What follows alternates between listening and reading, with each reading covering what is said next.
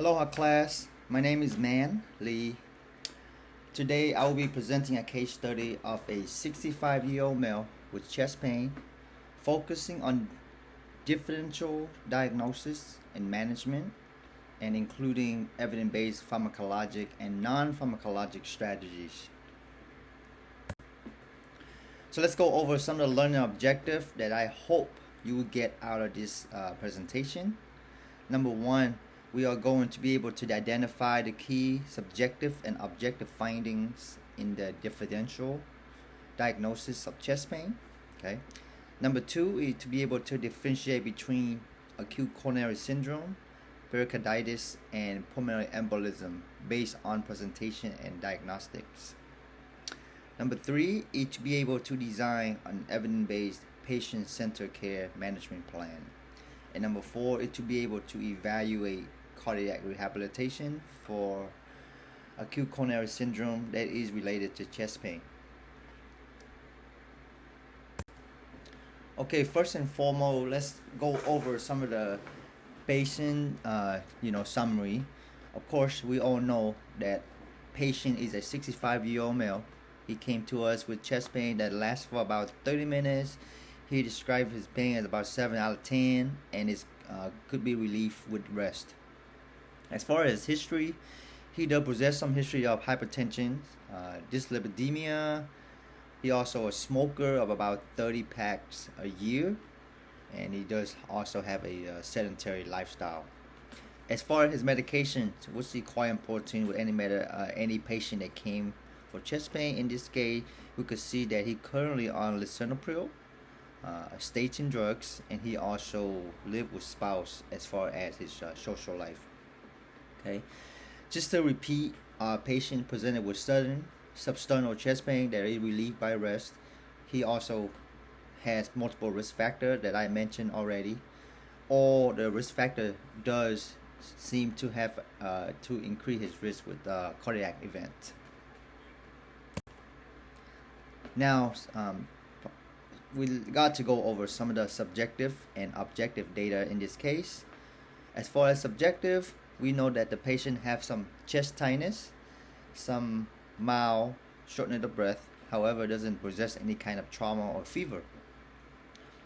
Objective data, upon taking some of the objective data, we come with blood pressure is about 145/77. His heart rate is about 102. We did a ECG and we do see some ST depression between the V4 and V6. We also do some lab blood work. We do notice that he does have an elevated troponin of 0.45. He has a normal chest X-ray. His D-dimer is within normal range. Okay. As far as looking at the subjective data, his symptom does seem to align with a cardiac ischemia. Objectively speaking, his ST depression, elevated troponin, his vitals seem somewhat stable. It's mildly elevated. However, it could be a lot of other factors that could contribute to that slightly elevated blood pressure. He's also have a history of hypertension, so not too much of a concern. But it does support a non-ST elevation myocardial infarction diagnosis. Now let's talk about some of the differential diagnosis. Okay, number one on the list, it should be acute coronary syndrome due to his elevated troponins, some changes in his ECG, and also including some of the risk factors. I also want to talk about another differential diagnosis is the pericarditis. However, upon nursing assessment, it is unlikely, as I wasn't able to detect any kind of rub or pleuritic pain. I apologize for the airplane noise since I live right next to the airport. And let's go back to the presentation here. We can also talk about PE, also known as pulmonary embolism. We should all know that. It's also unlikely as his D-dimers in the normal range, and we don't kind of see any kind of leg swelling also. Okay. All right, let's move on. Well, let's touch on this a bit more. As I already mentioned, some of the differential diagnosis. Okay, uh, like I mentioned before, ACS should rank the highest due to his ECG and his lab finding. Okay, PE and pericarditis probably can be ruled out, as his clinical presentation and diagnostic doesn't seem to lead that way. All right, now that we can somewhat come into a concrete diagnosis of ACS, let's talk about some of the pathophysiologies of this condition. Okay, um, ACS stems from, is formed from a plaque rupture. Okay, could be a thrombosis, and then a downstream to ischemia. Now, without interventions, this could lead to myocardial necrosis, long-term damage, or even death. Okay, we can also speak it at a cellular level. So, cellular hypoxia, it could lead to ATP depletion and ultimately lead to myocardial cell death. All right, let's talk about some of the pertinent diagnostic. Of course, like I mentioned before, we notice some of the rising troponin level and regional wall hypokinesia on the echo support myocardial injury. Additionally, the lipid profile confirm poorly controlled cardiovascular risk factors. Okay, which the key important point here is the lipid profile, which you're going to see later on the slide why this information is somewhat important, actually quite important. Let's go over his problem list and management plan. Okay, of course we identified 3 key problems. The patient was started on DAPT therapy, which also known as dual antiplatelet therapy to prevent any further clot. He also on statins, beta blocker, and an ACE inhibitor. Cardiac rehabilitation should be it should be added to the long-term support, and it should be made a priority. Okay. Okay, next, I would like to talk, and I want to spend a lot of time on this non-pharmacologic intervention because it seems to be not put priority, but doesn't seem to be as concerned in the current medical system when we come to non-pharmacologic intervention. To be more specific, cardiac rehab. Okay, cardiac rehab was select pretty much to support recoveries and reduce recurrence, which ultimately should always be the goal, is to prevent recurrence.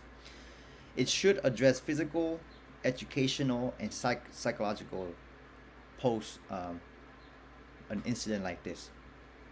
Okay, so now let's focus on the key component of this patient management. Okay, our non-pharmacologic intervention, which is cardiac rehabilitation, like I mentioned already, this was selected as the cornerstone for his recovery and long-term care plan following the diagnosis of a non-ST elevation myocardial infarction, or known as non-STEMI. So what is cardiac rehab? Let's dive into it. It is a multidisciplinary structured program that includes supervised exercise, nutritional counseling, and even psychological support. Okay, and not just for the patient, but at time it could also including family member, which in this case he lived along with his wife. So definitely psychological support toward his wife is also important. We should also focus on education on heart healthy living. Okay, these programs are designed to reduce cardiovascular risk, which in this case a patient possess quite a bit of risk toward a cardiovascular event.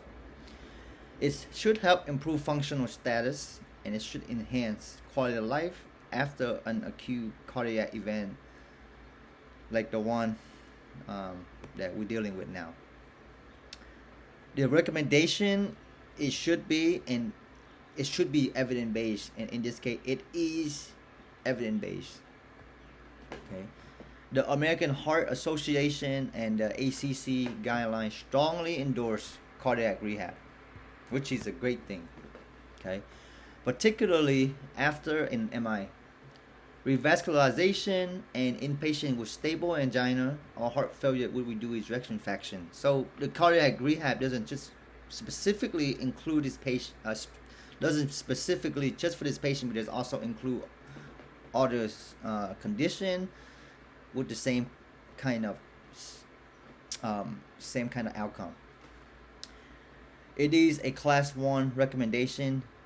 What does that mean? It means the benefit is substantial with well support by a randomized trial. Okay. In this patient case, cardiac rehab serve multiple roles. Okay. Number one, it offers supervised physical activity tailored to his baseline level and cardiovascular risk, and that is very important. Each person is going to need an individualized plan to make sure the patient is also not at patient safety is not at risk. And then even in this case, considering his sedentary lifestyle, okay, it's also provide education and counseling.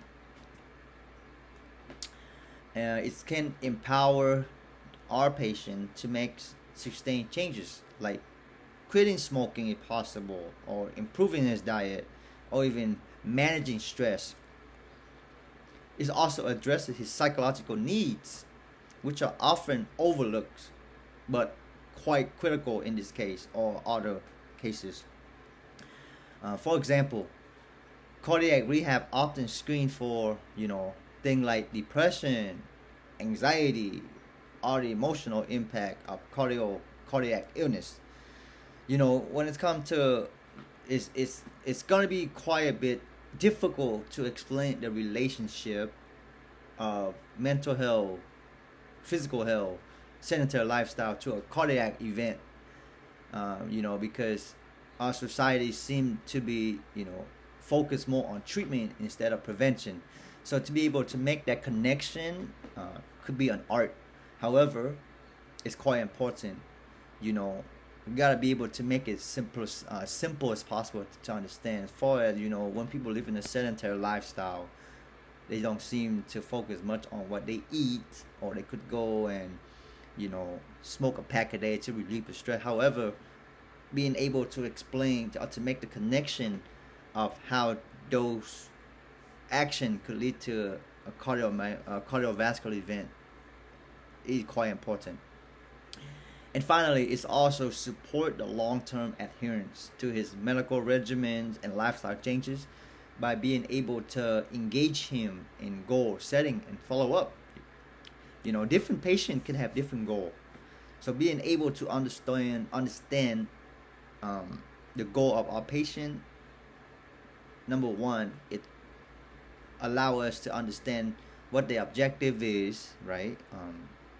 In general, there's also, unfortunately, some patient doesn't have the same goal as another patient.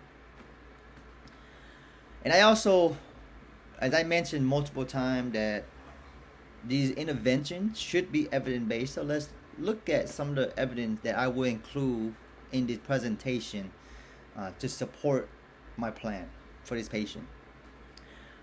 First, a 2021 Cochrane review by Anderson et al. Analyzed multiple randomized control trial and found that cardiac rehab reduced cardiovascular mortality by 26% and hospital readmission by 18%. It also improved functional capacity and quality of life, especially in older adults like our patient. Okay. Second, Taylor et al. 2020 published a meta-analysis in the European Journal of Preventive Cardiology, highlighting that exercise-based cardiac rehab led to better health outcome than usual care alone. It significantly improved both physical and emotional well-being. Lastly, Gaudes et al. 2021 shown in their randomized trial that cardiac rehab physical activity level and reduced anxiety depressive symptom among post-MI patients, addressing that critical mental health component that is often undertreated in cardiac patients. Like I mentioned, it's being able to make the connection between mental health and cardiovascular health. It could be something that is not easy to do, but being able to do so can tremendously help a patient in their cardiac rehab journey. So, in summary, cardiac rehab is not just an optional add-on; it is a life-saving intervention. Okay, especially for our patient, it can help him connecting the gap between hospitalization and long-term wellness. It builds resilience physically, mentally, and emotionally after what could have been a life-threatening event. To add on, or additionally, being able to educate his patient could help benefit many of his other family members down the line, because who else can teach something that they actually been through? Okay. The earlier that we can refer our patient to rehab, the more we support their participation, the better the outcome will be, and that's why it's a central part of this patient treatment plan. Excuse me. All right, let's move on to the next slide. Oh, I also want to mention before some of this research supporting the cardiac rehab. These are the three. After all my research, I found these three high quality studies that confirm cardiac rehab that reduce mortality with the data that they presented in the study. It's shown to me that these rehab does seem to reduce mortality, improve quality of life, and enhance physical and mental recovery. These studies could be considered as the backbone for our recommendation here in this case study. Now I want to talk about some of the biopsychosocial factors. Okay. Of course, we all know, or as I mentioned, he lived with a supportive spouse and is very motivated to improve his health. So she is on the same page to be on the same journey. Okay. Those understanding of heart disease is limited, which actually quite common in the medical setting. Okay. Patients seem to focus a lot on treatment, right? They see, it's common, right? Not all of them have been to nursing school or medical school. So for them, it's simple as, for example, if they get a headache, they take Tylenol, they take ibuprofen, right? They wouldn't be able to understand the pathophysiology like us as healthcare professional. So it's important for us to be able to use simple terms to help them to be on the same page. The more they are on the same page, the better the outcome would be. Okay, we should be able to addressing these gaps through rehab is very essential. Okay, patient motivation and social support are the strength that increase the likelihood of rehab adherence, which in this case I'm strongly confident that they'll be able to follow through with the plan as the spouse quite supported, and I feel like I did a good job in explaining what's happening. Patient motivation, the social support and strength, like I said again, I cannot emphasize that. However, sometimes limited understanding of heart disease can impact medication adherence and lifestyle change. Okay, so once again, as we're teaching these patients, we have to make sure we continue to assess their level of understanding as we go through the plan with them. Okay, let's go over the plan specific components. Okay, health promotion include smoking cessation and diet. In this case, we know our patient had a sedentary lifestyle. We also smoke about 30 packs a year. Okay, medication should be optimized. A stress test should be scheduled or reserved for later evaluation to see where he's at. Okay, and then we should refer our consult cardiology ASAP. Health promotion. We will offer smoking cessation counseling plus referral to a professional such as a dietitian, given his LDL or lipid profile is a little is elevated. To be more specific, is LDL. Diagnostics. Okay, a lipid panel in 6 weeks should allow time for lifestyle changes and statin drugs titration. Hopefully we see some changes, positive change after 6 weeks, and stress testing may be needed if symptom persists. Therapeutic. Pharmacologic therapy include beta blockers, statins, and dual antiplatelet therapy, and cardiac rehab. Okay, should be the non-drug core in this case. We should also consult with a dietitian. Okay, we gotta give as much subjective data, objective data, as much data as possible for the dietitian to be able to generate, to help a patient with a concrete plan as far as his diet goes. Okay, thing like sodium intake could be necessary, or not just dietitian, but data should be given to everybody in the team for this patient, and it is a collaboration. Okay, so let's talk about system impact on this plan. Okay, we are assuming that the patient are covered under Medicare and the Affordable Care Act. Okay, with that said, cardiac rehab is accessible for this patient. Simple as that. So let's talk about some of the follow-up strategy. Okay, a lot of time follow-up could be a challenge, but it's also the responsibility of the healthcare provider to make that a priority, or to have strategy to make sure that the patient continue to make this a priority in their life. Okay, troponin should be monitored during the admission process. Okay, outpatient follow-up is arranged. It should be arranged within a week. Cardiac rehab should begin within 2 weeks per American Heart Association guideline.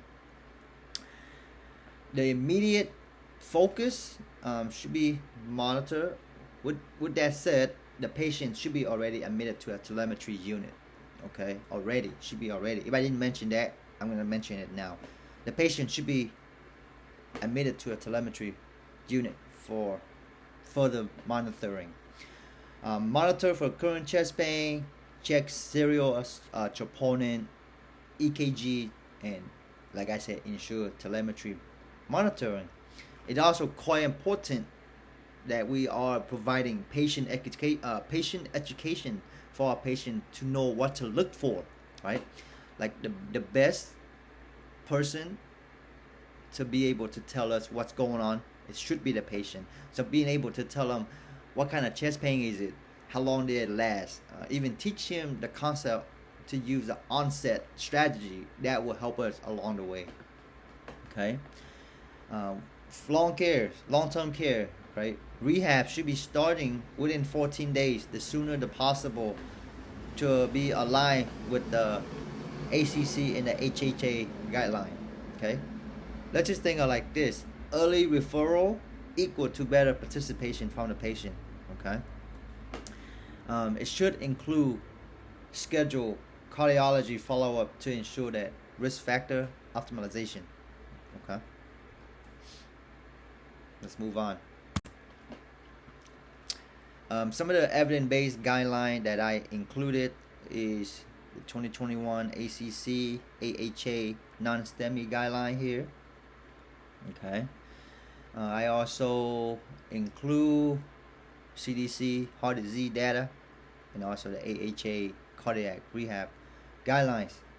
These resources shape my clinical decision that I made here for my patient. Well, I should start using the word I. It should be a we. Okay, it is a team collaboration to get the best outcome for our patients. I will use the word we from now on. Why this plan is the best? Okay. First and foremost, the plan combines acute and long-term care. Okay. It treats both the acute event and long-term risks, and is tailored to his biopsychosocial context and fully supported by guideline and literature. Okay.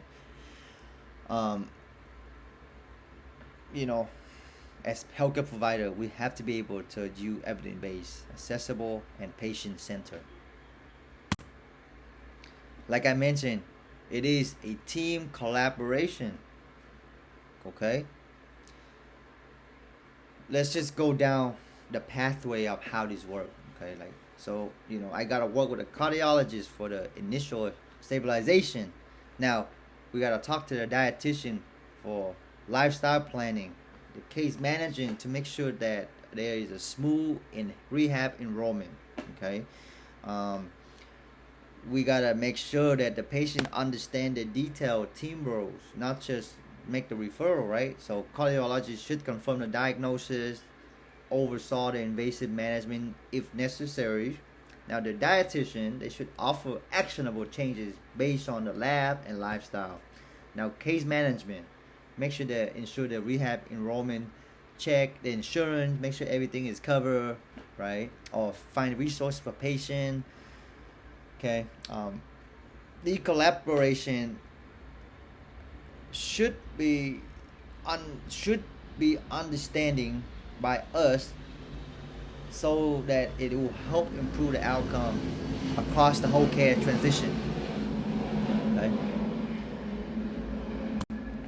Now let's talk about some of the real world barriers that perhaps can stop the patient from getting their patient-centered care. Okay. Number one is the transportation to rehab. Okay. He might not, in this case, the only concrete family member he have is his wife, right? His wife might not be able to drive, so ensuring having transportation to rehab is so important, right? Sometimes we could be neglect that, able to coordinate, vehicle, or make sure that the proper transfer have the proper equipment for him to get to rehab is extremely important. Okay, we also have to make sure that we assess the patient behavior or the commitment of the patient and follow through with the plan, right? Insurance, right? Everybody concerned as a part of a job now is to make sure that all billing and coding are appropriate. So make sure that the insurance able to recover, right? At time, sometimes insurance delays could become a big part in getting the proper care for the patient. Okay. Now these are the references that I use in supporting my clinical judgment or my clinical decision for this patient. Now all the references used were published within the last 5 years, and all high-level source, including Cochrane, peer-reviewed journals, and even national guidelines. Okay. Well, this specific case, it does reflect the complexity and potential of high-quality coordinated cardiovascular care. So we didn't just only address the acute event, but also lay the groundwork for prevention through cardiac rehab. Now, with the combination of evidence that I use in these peer-reviewed articles, I believe that I generate the best plan, evidence-based, and great collaboration of the healthcare team.